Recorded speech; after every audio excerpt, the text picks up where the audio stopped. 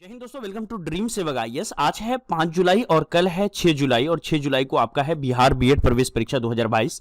Bihar BEd प्रवेश परीक्षा 2022 के लिए अति महत्वपूर्ण करंट अफेयर्स के टॉपिक्स और उसको डिटेल से मैं आपको बताऊंगा और साथ ही साथ ये पीडीएफ भी हमारे टेलीग्राम चैनल पर आपको अपलोड करूंगा, वहां से आप इसको रिवाइज कर सकते हो। काफी चांसेस हैं कि इसी पीडीएफ से बहुत सारे क्वेश्चंस आपको देखने को मिलेगा, यही उम्मीद के साथ हम आपको पढ़ा रहे हैं। ये देखिए हमारा टारगेट बैच है बिहार डीएलएड के लिए। जो लोग बीएड कर रहे हैं उनको सेफ्टी के लिए डीएलएड का भी फॉर्म फिलअप कर देना चाहिए। अभी फॉर्म फिलअप हो रही है और आप हमारा टारगेट बैच चाहो तो ज्वाइन कर सकते हो। इसमें आपको फुल कोर्स मिलेगा सारे पूरे डीएलएड के कोर्स का। इसके अलावा आपको जो है सीबीटी टेस्ट, जो कंप्यूटर बेस्ड टेस्ट होगा, वो आप अपने फोन से अपने कंप्यूटर से आप इस टेस्ट को परफॉर्म कर पाओगे, बिल्कुल एग्जामिनेशन के जैसा, है ना। शुरुआत के 200 स्टूडेंट के लिए 200 रुपीज ऑफ है, तो 699 फी ना दे करके आपको शुरुआत में 499 देना पड़ेगा। ऑलरेडी 187 स्टूडेंट ने इस कोर्स को ज्वाइन कर लिया है। अगर आप ज्वाइन करना चाहते हैं तो आप कर सकते हैं, ठीक है। 200 का स्टार्टिंग में डिस्काउंट भी मिलेगा। ये हमारा ऐप है ड्रीम सेवक आईएएस का, जो कि आप पहले से ही जानते हो, बताने की आवश्यकता बिल्कुल भी नहीं है। और अगर आपको कोर्स ज्वाइन करना है तो इसके लिए आप व्हाट्सअप करें। जैसे व्हाट्सअप पर हाई लिखेंगे, लिंक्स ऑटोमेटिक जाएंगे और आप आसानी से जो है उस वीडियो को देख देख करके कोर्स ज्वाइन कर सकते हो डीएलएड वाली। चलिए आइए शुरुआत करते हैं। देखिए हमारे लिए क्या क्या चीजें इंपॉर्टेंट है। देखिए वर्ष 2020 और 22 के दौरान जो शुरू किए गए नए दिवस हैं वो काफी इंपॉर्टेंट है। नए दिवस आपसे पूछे जा सकते हैं, पुराने दिवस पूछने के कम चांस है, नए दिवस ज्यादा पूछे जाएंगे। चलिए थोड़ा सा जूम कर लेते हैं, फिर आपको चीजें अच्छे से समझ में आएंगी यहां पर, ठीक है। अब देखिए यहां पर नए दिवस में क्या क्या चीजें हैं। देखिए जैसे राष्ट्रीय डॉल्फिन दिवस पहले नहीं मनाया जाता था, अब मनाया जाता है। 5 अक्टूबर को हर साल हम लोग राष्ट्रीय डॉल्फिन दिवस मनाते हैं, ठीक है। उसी तरह से इस्लामोफोबिया दिवस कब मनाया जाता है? 15 मार्च को मनाया जाता है इस्लामोफोबिया दिवस। मैत्री दिवस 6 दिसंबर को मनाया जाता है। महामारी की तैयारी का अंतर्राष्ट्रीय दिवस जो है हम लोग 27 दिसंबर को हर साल मनाते हैं। ये नए नए दिवस हैं जो क्रिएट किए गए हैं। तो महामारी की तैयारी का अंतर्राष्ट्रीय दिवस जो है 27 दिसंबर को मनाते हैं। राष्ट्रीय स्टार्टअप दिवस जो है 16 जनवरी को मनाया जाता है। पराक्रम दिवस 23 जनवरी को मनाया जाता है। काफी इंपॉर्टेंट है क्योंकि बहुत न्यूज में था पराक्रम। देश नायक दिवस 23 जनवरी को हम लोग मनाएंगे इस साल से, ठीक है। वीर बाल दिवस जो है 26 दिसंबर को। शहीद दिवस 15 फरवरी को और साथ ही साथ विभाजन विभीषिका स्मृति दिवस 14 अगस्त को मनाया जाएगा। जनजातीय गौरव दिवस जो है 15 नवंबर से हम लोग इस साल से मनाना शुरू कर रहे हैं।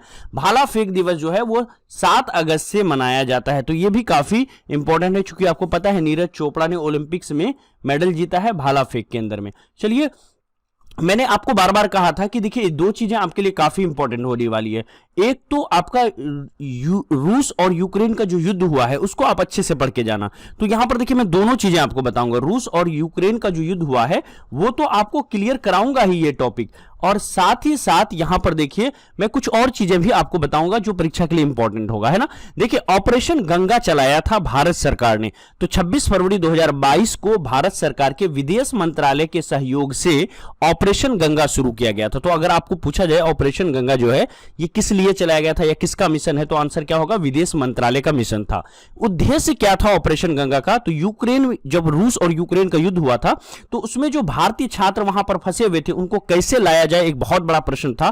तो उसको पूरा करने के लिए, भारतीय छात्रों को यूक्रेन से लाने के लिए ऑपरेशन गंगा चलाया गया था। बहुत ये नेम एंड फेम है इस ऑपरेशन का, बहुत बड़ा ऑपरेशन था ये।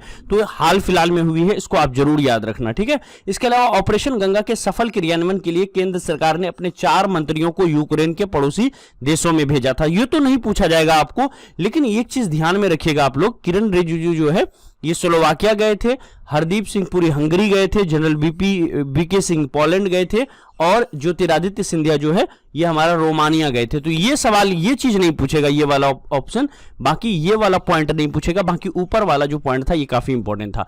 भारत ने इस ऑपरेशन के तहत 2200 से अधिक भारतीय नागरिकों को के साथ 18 देशों के 147 विदेशी नागरिकों को भी यूक्रेन से सफलतापूर्वक सुरक्षित लाया था। उतना इंपॉर्टेंट नहीं है। आगे चलते अन्य बिंदु देख लेते हैं। ये देखिए बहुत इंपॉर्टेंट है। यूक्रेन की राजधानी आपसे पूछा जाएगा 100% आप लिखवा लो, 100% आप लिखवा लो। ये सवाल बनेगा आपसे कि यूक्रेन की राजधानी कहां है। यूक्रेन की राजधानी कीव है। यूक्रेन से सीमा साझा करने वाले जो देश हैं वो कौन है? रूस, Belarus, Poland, Slovakia, Hungary, Romania, Moldova, काला सागर और एजोव सागर। तो ये काला सागर और एजोव सागर को याद रखना, ये दोनों सागर जो है ये यूक्रेन से बॉर्डर टच करते हैं और ये पूछे जा सकते हैं आपको। पड़ोसी देशों के नाम नहीं पूछे जाएंगे क्योंकि बहुत सा पड़ोसी देश हो गया, लेकिन सागर में सिर्फ दो बनता है, काला सागर और एजोव सागर। तो ये पूछा जा सकता है निम्नलिखित में से कौन सा ऐसा सी है, समुद्र है या सागर है जो यूक्रेन की सीमा को टच करता है। तो 4 ऑप्शन दे देगा उसमें, काला सागर रहेगा ऑप्शन, तो काला सागर, ब्लैक सी आप मार के आओगे, ठीक है। सबसे इंपॉर्टेंट हो जाएगी यूक्रेन की राजधानी। रूस के द्वारा घोषित 2 स्वतंत्र क्षेत्र कौन से थे? एक था डोनेट्स्क, दूसरा था लुहांस्क। लुहांस्क काफी ज्यादा चर्चा के अंदर में था, ठीक है, ध्यान में रखिएगा। अन्य बिंदुओं में आप देख लीजिए, वर्तमान में यूक्रेन के राष्ट्रपति कौन है? तो वोलोदिमीर ज़ेलेंस्की, ये काफी इंपॉर्टेंट है, वीवीआई है, तो जो वोलोदिमीर ज़ेलेंस्की, और साथ ही साथ यूक्रेन की जो राजधानी कीव है इसको भी आप ध्यान में रखिएगा, ये काफी इंपॉर्टेंट है। 2 चीजें इंपॉर्टेंट हो गई। तीसरी चीजें हो गई, ऑपरेशन गंगा किस लिए चलाया गया था? तो यूक्रेन में फंसे भारतीय छात्रों को लाने के लिए चलाया गया। तो ये 3 ऐसी बहुत इंपॉर्टेंट बातें हो गई, ये 3 बातों को आप ध्यान में रखना। अब आगे आ जाते हैं तीसरी बातों पर। देखिए, तीसरे राष्ट्रीय जल पुरस्कार के बारे में हम यहां जानते हैं, जिसमें बिहार का एक इलाका जो है वो काफी चर्चा में रहा है। तो सर्वश्रेष्ठ ग्राम पंचायत का अवार्ड जो मिला था, ये वाला अवार्ड में राष्ट्रीय जल पुरस्कार में सर्वश्रेष्ठ ग्राम पंचायत का अवार्ड जो है पूर्वी जोन का, ये तेलारी पंचायत गया में है, बिहार के अंदर में इनको मिला था। तो याद रखना, सर्वश्रेष्ठ जल पुरस्कार अवार्ड पूर्वी जोन का ये किनको मिला है? ये तेलारी पंचायत है। कहां पर है? गया के अंदर में, ये बिहार के अंदर में है। ये आपका पूछा जा सकता है। नेक्स्ट देख लेते हैं कुछ महत्वपूर्ण जो टाइगर रिजर्व है जिनका इंटरनेशनल लिस्ट में ये डाला हुआ है, तो इसको हम लोग देख लेते हैं, यूनेस्को की लिस्ट में है टाइगर रिजर्व और राज। ओरंग टाइगर रिजर्व कहां पर है? असम में। देखिए, इतना इंपॉर्टेंट नहीं है ये। मानस टाइगर रिजर्व पूछा जा सकता है, बहुत चर्चाओं में रहती है, हजारों बार पूछा गया सवाल है, तो ये काफी इंपॉर्टेंट है। काजीरंगा टाइगर रिजर्व असम के अंदर में है, काफी इंपॉर्टेंट है, ठीक है। कान्हा टाइगर रिजर्व मध्य प्रदेश के अंदर में है। उसी तरह से हमारा पन्ना टाइगर रिजर्व कहां पर है भैया? मध्य प्रदेश के अंदर में है। उसी तरह से सतपुड़ा की अगर बात करें, सतपुड़ा टाइगर रिजर्व मध्य प्रदेश के अंदर में है। अन्नामलाई टाइगर रिजर्व ये तमिलनाडु के अंदर में है, ये भी काफी चर्चाओं में रहता है। मुदुमलाई टाइगर रिजर्व तमिलनाडु के अंदर में, पेंच टाइगर रिजर्व महाराष्ट्र एवं मध्य प्रदेश के अंदर में, वाल्मीकि टाइगर रिजर्व बिहार के अंदर में। तो देखिए, एक ही यहां पर बिहार के अंदर में एक नाम मात्र एक ऐसा मतलब टाइगर रिजर्व है जो काफी चर्चाओं में रहता है, वाल्मीकि टाइगर रिजर्व जो बिहार के अंदर में है। तो यह सवाल अति महत्वपूर्ण हो जाता है क्योंकि यह बिहार का है और आपको बिहार में ज्यादा टाइगर रिजर्व मिलेंगे नहीं, शायद एक ही होंगे, ऐसा भी हो सकता है। आप एक बार इसको देख सकते हो चाहो तो। याद रखना, वाल्मीकि टाइगर रिजर्व कहां पर है? बिहार के अंदर में। दुधवा टाइगर रिजर्व उत्तर प्रदेश के अंदर में, सुंदरबन टाइगर रिजर्व पश्चिम बंगाल में, और परम्बीकुलम टाइगर रिजर्व केरल के अंदर में, बांदीपुर टाइगर रिजर्व कर्नाटक के अंदर में, ठीक है। तो ये भी इंपॉर्टेंट है कर्नाटक का। तो याद रखना, जो मैंने 4-5 बताया है, 4 कम से कम इसको जरूर आप याद रखना, ठीक है। जैसे कि आपका मानस टाइगर रिजर्व और काजीरंगा टाइगर रिजर्व ये दोनों असम के अंदर में है। इसके अलावा अगर हम देखें, वाल्मीकि टाइगर रिजर्व कहां है? बिहार के अंदर में है। और बांदीपुर टाइगर रिजर्व कहां पर है? कर्नाटक के अंदर में है। वहीं पर सुंदरबन टाइगर रिजर्व, ये सुंदरबन से आप समझ जाओगे, सुंदरबन का मतलब गुजरात मत समझ लेना। सुंदरबन कहां पर है भैया? पश्चिम बंगाल में, वेस्ट बंगाल में। तो ये भी काफी इंपॉर्टेंट हो जाता है। देखिए, सवाल अगर अच्छे बनेंगे, है ना, क्वेश्चन पेपर ढंग से सेट होगा, तो ये सवाल पूछा जाना चाहिए आपसे टाइगर रिजर्व के बारे में, क्योंकि एग्जाम भारत के हर एक एग्जामिनेशन में अब इस तरह के सवाल खूब पूछे जाते हैं। भारत के प्रमुख पदाधिकारी जो 2021 और 22 में, देखिए पिछले बार भी पूछा था, 2020 में, 21 में, 19 में आप देखोगे पूछा है कि भैया बिहार का सीएम कौन है, बिहार का गवर्नर कौन है, पूछा है कि भैया प्रेसिडेंट कौन है ना, राष्ट्रपति कौन है भी। तो ये चीज याद रखना आप, ठीक है, राष्ट्रपति के बारे में याद रखना। मैंने एक वीडियो भी बना दिया है इसके ऊपर, तो आप प्रेसिडेंट ये याद रखना, प्रेसिडेंट और ड्रीम सेवक आईएएस लिख देना, ठीक है। एक प्रेसिडेंट पर आधे घंटे की वीडियो आपको मिल जाएगी, ठीक है, वो जरूर याद रखना। और अभी का जो प्रेसिडेंट है वो कितने नंबर का प्रेसिडेंट है ये जरूर याद रखना, ठीक है, क्योंकि प्रेसिडेंट का इलेक्शन है तो बहुत इंपॉर्टेंट हो जाता है। प्रेसिडेंट से एक सवाल आपको कंफर्म 100% गारंटी के साथ देखने को मिलेगा। अगर अच्छा पेपर सेट होगा तो जरूर आपको पूछा जाना चाहिए। नेक्स्ट देखिए, अब देखिए जो पदाधिकारी हैं 2021 और 22 में जो चुने गए हैं, इनके बारे में जान लेते हैं जो काफी इंपॉर्टेंट है। कैबिनेट सचिव कौन है? तो राजीव गाबा है, ठीक है। गृह सचिव, देखिए ये 1 महीना पहले का है और 1 महीना पहले ही आपका पेपर बन चुका होगा, तो अभी क्या है उससे कोई मतलब नहीं है। गृह सचिव क्या कौन है? अजय कुमार भल्ला है। रक्षा सचिव कौन है? अजय कुमार है ना। वित्त सचिव कौन है? टीवी सोमनाथन है वित्त सचिव। राजस्व सचिव कौन है? तरुण बजाज है। और वाणिज्य सचिव कौन है? बीवी सुब्रमण्यम है। विदेश सचिव कौन है? हर्षवर्धन श्रृंगला है। देखिए अभी तक मैंने यहां से लेके यहां तक जो बताया ना, सबसे अच्छी बात यह है कि इसको याद ही नहीं रखना है आपको, इसको बिल्कुल भी याद नहीं रखना है। मैं यहां पर इसको क्रॉस लगा रहा हूं, मींस आपको बिल्कुल याद नहीं रखना है इसको। अब आ जाओ क्या याद रखना है। देखिए भारत का कैग कौन है? कंप्ट्रोलर ऑडिटर जनरल, जिसको कहते हैं नियंत्रक एवं महालेखा परीक्षक, कौन है भैया? गिरीश चंद्र मुर्मू। ये कौन से हैं? 14वें हैं। तो 14वां तो नहीं पूछा जाएगा, सिर्फ डायरेक्ट नाम पूछा जाएगा। राष्ट्रपति में 14वां पूछ सकता है, प्रधानमंत्री में पूछ सकता है कि कितना नंबर है, बड़े पदों में इसमें नहीं पूछेगा। ये सिर्फ इतना पूछेगा, नियंत्रक एवं महालेखा परीक्षक जो है ये कौन है? गिरीश चंद्र मुर्मू है। याद रखना, इसको भूलना नहीं है। भारत के महालेखा परीक्षक सीजीए, भारत के महालेखा नियंत्रक कौन है? तो आंसर होगा सोनाली सिंह, है ना, ये 26वां है। भारत के मुख्य सांख्यिकीविद कौन है? जीपी सामंत है, जो कि इतना इंपॉर्टेंट नहीं है। अटॉर्नी जनरल ऑफ इंडिया कौन है? के वेणुगोपाल जो है अभी अटॉर्नी जनरल ऑफ इंडिया है। ये भी कॉन्स्टिट्यूशनल पोस्ट नहीं है, तो आपसे नहीं पूछा जाएगा। क्लियर है। सॉलिसिटर जनरल ऑफ इंडिया कौन है? तुषार मेहता है। ठीक है, सॉलिसिटर जनरल ऑफ इंडिया कौन है? तुषार मेहता है। Additional solicitor general of India कौन है? चेतन शर्मा है। ठीक है, अब आ जाइए आगे चलते हैं। उच्चतम न्यायालय के मुख्य न्यायाधीश एनवी रमना, ये पूछा था 2021 का पूछा हुआ सवाल है, क्योंकि उसी समय एनवी रमन जो थे उनका चुनाव हुआ था सीजीआई के अंदर में, वो मतलब वो चयनित हुए थे। क्लियर है। तो मैंने कहा था ये सवाल पूछेगा, मैंने स्पेशल वीडियो भी एनवी रमन के लाइफ पर बनाया था पूरा। ठीक है, और उसमें बताया था कि 2020 हैं उसमें 21 हैं, 21 और 20 उसमें सभी एग्जामिनेशन में ये पूछा जाएगा। ठीक है, तो एनवी रमना के बारे में सवाल आया था। भारत के प्रथम लोकपाल कौन है? प्रथम लोकपाल पिनाकी चंद्र घोष। इससे इंपॉर्टेंट कुछ भी नहीं हो सकता। एक तो लोकपाल है, दूसरा क्या है? प्रथम लोकपाल है। ठीक है, तो भारत के प्रथम लोकपाल पिनाकी चंद्र घोष। नौसेना अध्यक्ष की अगर हम बात करें तो एडमिरल आर हरि कुमार, बिल्कुल नहीं पूछा जाएगा आपसे। वायुसेना अध्यक्ष की बात करें तो विवेक राम चौधरी, नहीं पूछा जाएगा। थल सेना अध्यक्ष की बात करें तो मनोज मुकुंद नरवणे, है ना, ये जो है क्या है? थल सेना अध्यक्ष थे मनोज मुकुंद नरवणे। तो ये आप जो है थोड़ा ध्यान में रखना, क्योंकि थल सेना काफी चर्चाओं में है अभी। ठीक है, इसको ध्यान में रखना। भारत के मुख्य चुनाव आयुक्त कौन है भैया? सुशील चंद्रा है। ये वीवीआई हो जाता है आपसे, सुशील चंद्रा, ये सब पूछना चाहिए। ठीक है, अब आ जाते हैं यहां पर कुछ और देख लेते हैं। भारत के मुख्य सूचना आयुक्त कौन है? यशवर्धन कुमार सिन्हा है, 11वें हैं। ये भी काफी ज्यादा इंपॉर्टेंट है। सूचना आयुक्त जो है बहुत इंपॉर्टेंट पद होता है। नीति आयोग के उपाध्यक्ष कौन है? डॉक्टर राजीव कुमार है, ये भी काफी इंपॉर्टेंट है। राष्ट्र मानव अधिकार के अध्यक्ष कौन है? अरुण कुमार मिश्रा है, नहीं पूछा जाएगा आपसे। राष्ट्र चिकित्सा आयोग सुरेश चंद्र शर्मा। राष्ट्र महिला आयोग के अध्यक्ष कौन है? रेखा शर्मा। यहां पर इंपॉर्टेंट हो जाता है। देखिए महिलाओं से रिलेटेड कुछ भी आएगा ना, बहुत इंपॉर्टेंट होगा। ठीक है, केंद्र सतर्कता आयोग जिसको सीवीसी बोलते हैं, इसके अध्यक्ष कौन है? सुरेश एन पटेल हैं। तो ध्यान में रखना, सीवीसी बहुत बड़ी एजेंसी है। ठीक है, अब है भारतीय प्रतिस्पर्धा आयोग के अध्यक्ष कौन है? अशोक कुमार गुप्ता। 15वें वित्त आयोग के अध्यक्ष कौन? एनके सिंह। बहुत इंपॉर्टेंट सवाल है, खूब पूछा जाता है बीपीएससी यूपीएससी के अंदर में। 21वीं विधि आयोग के अध्यक्ष कौन है? बीएस चौहान है, मत ध्यान में रखना आप इसको। इसरो के अध्यक्ष कौन है भैया? एस सोमनाथ है, 11वें हैं। तो इसरो बहुत बड़ी एजेंसी है भारत की, तो इसको भी ध्यान में रखना आप। डीआरडीओ के महानिदेशक कौन है? डॉक्टर सतीश रेड्डी। आईसीएमआर के बलराम भार्गव। मुख्य वैज्ञानिक सलाहकार कौन है? के विजय राघवन। बहुत न्यूज में रहता है, इसको ध्यान में रखना। ये दोनों को बिल्कुल भी आपको याद नहीं रखना, यहां पर मैं क्रॉस लगा रहा हूं। मुख्य आर्थिक सलाहकार अनंत नागेश्वर है। राष्ट्रीय सुरक्षा सलाहकार अजीत डोभाल है। तो ये काफी मतलब काफी चर्चाओं में है, और बिहार बीएड में बहुत बच्चों वाला सवाल पूछा जाता है, तो इस सवाल को भी आप उम्मीद कर सकते हो। जब मुख्यमंत्री के बारे में पूछा जा सकता है तो ये भी पूछा जा सकता है। एनआईए प्रमुख कौन है? कुलदीप सिंह। सीबीआई के प्रमुख है सुबोध कुमार जायसवाल। आईबी के प्रमुख हैं अरविंद कुमार। रॉ के प्रमुख सामंत कुमार गोयल हैं। ये सब बिल्कुल भी आपसे नहीं पूछे जाएंगे। ठीक है, अब चलिए भारतीय रिजर्व बैंक के गवर्नर की अगर बात करें तो शक्तिकांत दास जो है 25वें जो है ये हमारा गवर्नर हैं। ठीक है, और उप गवर्नर वगैरह को बिल्कुल भी याद नहीं रखना। आरबीआई के मुख्य वित्तीय अधिकारी सुधा बालकृष्णन है। भारतीय स्टेट बैंक के अध्यक्ष, सीबीआई के वित्त अधिकारी, रेलवे बोर्ड के सीईओ एवं अध्यक्ष विनय कुमार त्रिपाठी। इसको थोड़ा सा याद रखिएगा, रेलवे बहुत बड़ी एजेंसी है हमारी।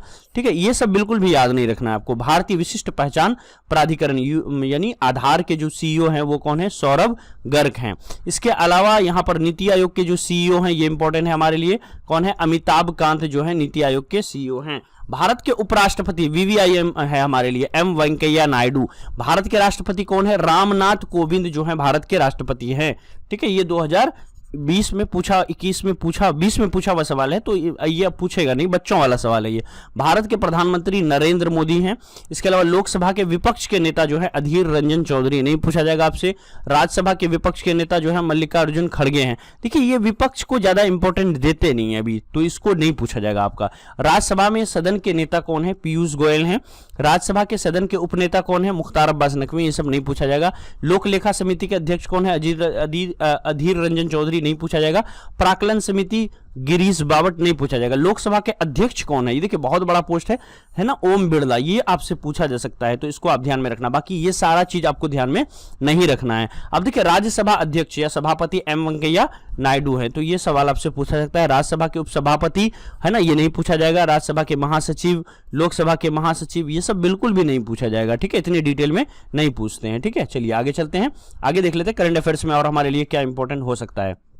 अब देखिए 2021 और 22 में विश्व के प्रमुख पदों पर नियुक्त होने वाली पहली महिला, मैंने कहा था महिला से कुछ भी काफी इंपॉर्टेंट है, यहां पर पुरुष भी था, मैं पुरुष आपके लिए नहीं लेके आया, महिलाएं लेके आया, क्योंकि महिलाओं से सवाल बनते हैं। तो पूरी दुनिया में जो प्रमुख पद हैं वहां पर महिलाओं ने जो कब्जा किया है, उस पदों के बारे में हम लोग जान लेते हैं, कहां कहां पर महिलाओं ने बाजी मारी है।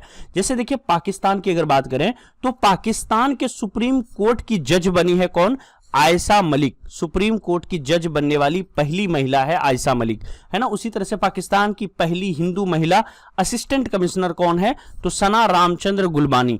यहां पर देखिए पाकिस्तान की पहली ट्रांसजेंडर डॉक्टर कौन है? डॉक्टर सारा गिल, है ना। उसी तरह से सबसे अच्छी बात यह है कि पाकिस्तान से आपसे कुछ भी नहीं पूछा जाएगा, ठीक है, ये नहीं पूछा जाएगा। पाकिस्तान ऑक्यूपाइड कश्मीर के बारे में पूछ सकता है ना, ये सब चीजें पूछ सकता है, लेकिन ये नहीं पूछा जाएगा कि पाकिस्तान में पहली कौन बनी, दूसरी कौन बनी, बिल्कुल भी नहीं। अभी पाकिस्तान से हमारे रिश्ते बिल्कुल भी अच्छे नहीं है, तो बिल्कुल भी नहीं पूछा जाएगा, पूरा देश का मूड ही अलग है। नेक्स्ट है सियोमारा कास्त्रो, ये जो है होंडुरास की पहली महिला राष्ट्रपति बनी है, नहीं पूछा जाएगा। ट्यूनिशिया की पहली महिला प्रधानमंत्री कौन है? नजला बैडन रोमधाने, नहीं पूछा जाएगा। बहुत डिटेल में जाके ये सब चीजें आपसे नहीं पूछा जाएगा। भारत का पड़ोसी देशों में कुछ होता तो पूछा जाता। फियामे नाओमो मताफा, ये जो है स्वामा की पहली प्रधानमंत्री बनी है। और समिया सुलू हसन, ये जो है तंजानिया की पहली महिला राष्ट्रपति बनी है। WTO की पहली महिला प्रमुख जो नाइजीरिया की है वो कौन बनी है? तो वो हमारा एनगोजो एकोंजो इविला बनी है, ठीक है, तो इसको थोड़ा सा ध्यान में रखना आप। इसके अलावा बारबाडोस की पहली महिला राष्ट्रपति नहीं पूछेगा। IMF की पहली उप प्रबंध निदेशक नहीं पूछे, हाँ ये गीता गोपीनाथन, बहुत पूछा जाएगा, काफी चांसेस है। इंडिया का है ना, ये इंडिया की है गीता गोपीनाथन, मतलब इंडिया की नहीं है, इंडियन ओरिजिन की है, इनके दादू परदादू इंडिया में ही थे। तो IMF की पहली उप प्रबंध निदेशक कौन बनी है? तो गीता गोपीनाथ बनी है, तो ये काफी इंपॉर्टेंट है, ध्यान में रखना इसको। इसके अलावा स्वीडन की और हंगरी की ये सब नहीं पूछा जाएगा, तो इंपॉर्टेंट यहां पर गीता गोपीनाथन हो जाता है, जो कि IMF की पहली उप प्रबंध निदेशक बनी है। और इसके अलावा WTO की पहली महिला प्रमुख जो नाइजीरिया की है एनगोजी एकोंजो एविला, ये पूछा जा सकता है आपसे। पाकिस्तान वगैरह के बारे में नहीं पूछा जाएगा, तो दो ही चीजें इसमें इंपॉर्टेंट थी, ठीक है। चलिए वर्ष 2021 और 22 के चर्चित पुरस्कार के बारे में जान लेते हैं। आप देखोगे 2020 का पेपर देखो, 21 का देखो, 19 का देखो, एक चीज है जो बार बार पूछा है करंट अफेयर्स में, वो है पुरस्कार। तो देख लेते हैं जितने सारे पुरस्कार हैं, कुछ इंपॉर्टेंट उसमें से देख लेते हैं, हमारा नसीब अच्छा रहेगा तो उसी से आएगा, नहीं तो कुछ भी पूछ सकते हैं। साहित्य अकादमी पुरस्कार 2021 हिंदी भाषा का अगर हम लोग देख लें तो किनको मिला है भैया? हिंदी भाषा के अंदर में साहित्य अकादमी पुरस्कार दया प्रकाश सिन्हा को मिला है, और इनका जो नाटक था उनका नाम था सम्राट अशोक, ये नाटक के लिए दया प्रकाश सिन्हा को मिला है। अंग्रेजी भाषा की साहित्य अकादमी पुरस्कार मिली है किसको? नमिता गोखले को, और इनका उपन्यास था थिंग टू लीव बिहाइंड, इनके लिए इनको मिला है ना। चलिए अच्छा कुछ और चीजें देख लेते हैं। देखिए अब यहां पर आ जाइए, मैथिली भाषा के लिए किसको मिला है? जगदीश प्रसाद मंडल को मिला है। मुझे लगता है ये तीनों में से कुछ भी नहीं पूछा जाएगा आपको, ठीक है। फिर भी आप ये याद रखना कि हिंदी भाषा के लिए जो है साहित्य अकादमी पुरस्कार किसको मिला है? दया प्रकाश सिन्हा को, बस यही इंपॉर्टेंट है, अन्यथा नहीं पूछा जाएगा। आइए क्या पूछा जाएगा मैं बताता हूं। ज्ञानपीठ पुरस्कार जो है 56वां, ये मिला है किसको? असमिया कवि, है ना, नीलमणि फुकान जूनियर, इनको मिला है, और वर्ष 2020 के लिए इनको मिला है ज्ञानपीठ पुरस्कार। 57वां वर्ष 2021 के लिए जो मिला है, ये 56वां ज्ञानपीठ पुरस्कार है, ये 57वां है जो 2021 में मिला है, ये कोंकणी उपन्यासकार दामोदर मौजो को मिला हुआ है, ठीक है। इसके अलावा बुकर पुरस्कार की बात करें तो डेमन गलगुट, है ना, जो दक्षिण अफ्रीका के थे, उनको उनकी उपन्यास थी द प्रॉमिस, इनके लिए जो है बुकर पुरस्कार 2021 मिला हुआ है। वहीं पर मैन बुकर अंतर्राष्ट्रीय पुरस्कार 2021 की अगर बात करें तो डेविड डियोप जो कि फ्रांस के थे, इनकी किताब थी एक नाइट, है ना, at night all blood is black, ये काफी इंपॉर्टेंट है, इसके लिए मिला है। वहीं पर बिहारी पुरस्कार 2021 की बात करें तो मधु कांकरिया, है ना, इनको मिला हुआ है और इनकी पुस्तक का नाम था हम यहाँ थे। तो ये सब उतना इंपॉर्टेंट नहीं है, आप इसको मत ध्यान में देना। ये देखो सरस्वती सम्मान 2020, इसको आप देख के जाना। ये जो है सरस्वती सम्मान 2020 को किसको मिला है? शरण कुमार लिम्बाले, है ना, इनको मिला है और इनकी उपन्यास का नाम था सनातन। ठीक है, तो कुछ भी पूछा सकता है, बस आपके ध्यान में दे रहा हूं, थोड़ा सा देख लेना ताकि चीजें अगर आए तो आप वहां से आसानी से बता सकते हो। चलिए अब देख लेते हैं यहां पर हम लोग नोबेल पुरस्कार के बारे में। नोबेल पुरस्कार के अंदर में देख लीजिए, यहाँ पर भौतिकी का नोबेल पुरस्कार किसको मिला है, ये आप चाहो तो पढ़ सकते हो, उतना इंपॉर्टेंट है नहीं। साहित्य का किसको मिला है? अब्दुल रज्जाक, है ना, गुरनाह को मिला है, जो कि तंजानिया के थे। और रासायनिक का देख लेना, चिकित्सा का देख लेना। शांति का इंपॉर्टेंट है हमारे लिए, Nobel prize, peace prize, Nobel peace prize, ये काफी ज्यादा चर्चाओं में रहता है। तो ये मारिया रेसा जो कि फिलीपींस की थी, और दमित्री अंद्रियेविच मुराटोव ये रूस की थी, इन दोनों को ज्वाइंटली मिला है। ठीक है, अर्थशास्त्र वगैरह का आप चाहो तो देख सकते हो, उतना इंपॉर्टेंट है नहीं, नोबेल पुरस्कार नहीं पूछा पिछले 3 सालों के अंदर में। पद्म विभूषण की बात करें तो 4 लोगों को मिला है पद्म विभूषण, बहुत बड़ा पुरस्कार है भारत का। तो प्रभा अत्रे को मिला है कला के लिए, राधेश्याम को मिला है मरणोपरांत, ये साहित्य एवं शिक्षा के लिए। जनरल बिपिन रावत को मरने के बाद मिला है सिविल सेवा के लिए, है ना, सिविल सर्विस के लिए ये अवार्ड मिला है। तो जनरल बिपिन रावत को पद्म विभूषण मिला है, ये इंपॉर्टेंट है। कल्याण सिंह को मिला है सार्वजनिक मामले के लिए, तो ये चीज काफी इंपॉर्टेंट है। जनरल बिपिन रावत को जो सिविल सेवा पुरस्कार मिला है पद्म विभूषण 2022, ये इंपॉर्टेंट हो सकता है। तो 4 नाम देकर के, जनरल बिपिन रावत देकर के आपको जनरल बिपिन रावत को पहचानने के लिए बोला जा सकता है कि पता हो है या नहीं है, आपको ये पहचाना जा सकता है। अब देखिए स्वच्छ सर्वेक्षण रिपोर्ट 2021 आया, है ना, इस रिपोर्ट में क्या खास बात आई? देखिए इस रिपोर्ट के अंदर में 100 से अधिक जो शहरी स्थानीय निकाय वाले 13 राज्य थे, उन राज्यों में सबसे स्वच्छ राज्य का अवार्ड, भारत का सबसे स्वच्छ राज्य जो है वो कौन था? छत्तीसगढ़ था। लगातार तीसरे वर्ष जो है सबसे साफ राज्य का इनको मिला। और फास्टेस्ट मूवर स्टेट जो है वो कर्नाटक बना। और 100 से कम शहरी स्थानीय निकाय वाले 14 राज्यों के अंदर में अगर हम देखें तो यही अवार्ड, सबसे स्वच्छता का अवार्ड झारखंड को मिला है, और फास्टेस्ट मूवर अवार्ड जो है मिजोरम को मिला, यानी बिहार कोई अवार्ड जीत ही नहीं रहा। चलिए कुछ और इंपॉर्टेंट चीजें यहां पर हम लोग देख लेते हैं। बहुराष्ट्रीय आयामी गरीबी सूचकांक 2021 को, इस गरीबी सूचकांक में सबसे अच्छी बात यह है कि जो हमारे लिए सबसे बुरी बात है, 27 नवंबर 2021 को नीति आयोग के द्वारा ये मल्टी डायमेंशनल पॉवर्टी इंडेक्स जारी किया गया था। इसमें पहली राष्ट्रीय बहुआयामी निर्धनता सूचकांक 2021, यानी पहली बार ये निर्धनता सूचकांक जारी किया गया था। इस सूचकांक में हमारा बिहार जो है टॉप कर गया है। कहां से टॉप किया है? नीचे से टॉप कर गया है। ठीक है, सबसे आखिरी पायदान पर सबसे ज्यादा गरीब राज्यों में आया है 51.91% मार्क्स के साथ। ठीक है, और ये सारी चीजें हैं। सबसे ज्यादा गरीब कौन है? तो बिहार है, आप देख सकते हो 51.91। और सबसे कम गरीब कौन है? तो केरल है। ठीक है, क्योंकि यहां पर 0.71% लोग गरीब है, जबकि बिहार का 51% जो है, 52% आप कह सकते हो, 52% आबादी जो है वो गरीब है ना। दूसरे नंबर पर झारखंड और तीसरे नंबर पर यूपी, ये 3 ऐसे राज्य हैं जो सबसे ज्यादा गरीब हैं। सबसे ज्यादा गरीब बिहार में लोग हैं, 52% लोग बिहार के गरीब हैं। ठीक है, चलो आगे चलते हैं। ईज ऑफ लिविंग इंडेक्स की बात करते हैं। 2020 में ये जारी किया गया था, मार्च 2021 में ये जारी हुआ है। ठीक है, 2020 वाला कोरोना को लेकर के। ईज ऑफ लिविंग इंडेक्स की बात करें तो ये आवास और शहरी मंत्रालय, भारत सरकार के द्वारा जारी किया जाता है। यह रिपोर्ट 2 श्रेणियों में बनाया गया है। ठीक है, तो ये आपके लिए इंपॉर्टेंट है नहीं, बस ये देख लो ये रिपोर्ट में टॉप कौन किया है। ईज ऑफ लिविंग इंडेक्स, जहां पर सबसे ज्यादा आपको रहने में मन लगेगा, सारी सुविधाएं अवेलेबल है, हर तरह से रहने लायक है, वो जगह है बैंगलोर। और 66.7% जो है स्कोर इनका हुआ। स्कोर को बिल्कुल भी आप याद मत रखना। दूसरे स्थान पर पुणे, तीसरे स्थान पर अहमदाबाद। छोटे शहरों में अगर देख लें, सबसे बेस्ट शहर आपका हो जाता है शिमला, और दूसरे नंबर पर भुवनेश्वर, तीसरे नंबर पर सिलवासा। बस ये ध्यान में रखना कि ईज ऑफ लिविंग इंडेक्स के अंदर में टॉप किसने किया है? बेंगलुरु ने किया है। ये सवाल पहले भी पूछा गया है। ठीक है, और बाकी ये सारा चीजें हैं जो आपके लिए इंपॉर्टेंट नहीं है। छोटे शहरों में सबसे खराब प्रदर्शन जो है ईज ऑफ लिविंग इंडेक्स में सबसे कम जो है वो कौन रहा? मुजफ्फरपुर रहा। बिहार का जो मुजफ्फरपुर है सबसे बेकार शहर रहा है छोटे शहरों के अंदर में। अब आ जाते हैं उच्च शिक्षण संस्थानों की इंडिया रैंकिंग 2021 के अंदर में। देखिए चूंकि हमारा बीएड एग्जामिनेशन जो है ना, ये एड का मतलब क्या होता है? एजुकेशन, है ना, बैचलर इन एजुकेशन। तो इस तरह के सवाल बनते हैं कि एजुकेशनल इंस्टीट्यूट से सवाल आपसे पूछे जाने चाहिए, इसीलिए मैं आपको ये करवा रहा हूं। देखिए, केंद्र शिक्षा मंत्री धर्मेंद्र प्रधान है। आपको पता है एजुकेशन मिनिस्टर कौन है, सबसे इंपॉर्टेंट चीज है, केंद्र शिक्षा मंत्री या एजुकेशन मिनिस्टर कौन है, पूरे भारत का एजुकेशन मिनिस्टर कौन है, धर्मेंद्र प्रधान है। भी ये चीज ध्यान में रखना, क्योंकि एजुकेशन मिनिस्टर के बारे में इस बार पूछा जाएगा। National institutional ranking framework NIRF के अंतर्गत भारत के उच्च शिक्षण संस्थानों की ऑल इंडिया रैंकिंग 2021 जारी किया गया। अब देखो, इस संस्थान के अंदर में IIT मद्रास ओवरऑल श्रेणी में क्या रहा, पहले नंबर पर रहा, और ISC बेंगलोर जो है ये क्या हुआ, दूसरे नंबर पर रहा ओवरऑल रैंकिंग में।